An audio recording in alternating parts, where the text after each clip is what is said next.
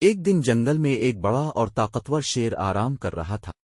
وہ دن بھر شکار کے بعد تھکا ہوا تھا اور ایک بڑے درخت کے نیچے سو گیا۔ اچانک ایک چھوٹا سا چوہا وہاں سے گزرا اور کھیلتے کھیلتے شیر کے اوپر چڑھ گیا۔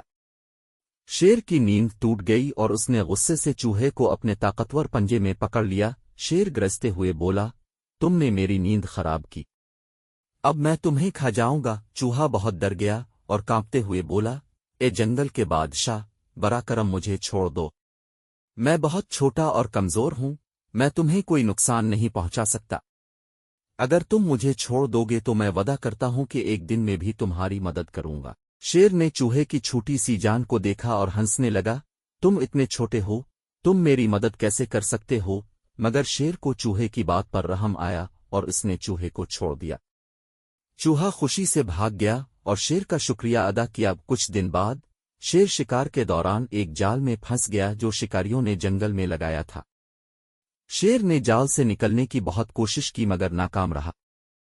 اس کی زوردار گرجنے کی آواز پورے جنگل میں گونجنے لگی۔ چوہا جو قریب ہی کھیل رہا تھا، شیر کی گرج سن کر فوراً وہاں پہنچا۔ چوہا شیر کے پاس آیا اور کہا، اے جنگل کے بادشاہ، فکر مت کرو، میں آپ کی مدد کے لیے آیا ہوں۔ چوہا جال کے رسیوں کو کاٹنے لگا۔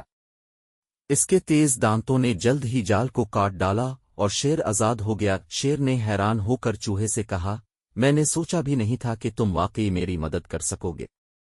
آج تم نے ثابت کر دیا کہ چھوٹے دوست بھی بڑے کام آ سکتے ہیں۔ شیر نے چوہے کا شکریہ ادا کیا اور کہا، آج سے تم میرے دوست ہو اور میں ہمیشہ تمہاری حفاظت کروں گا۔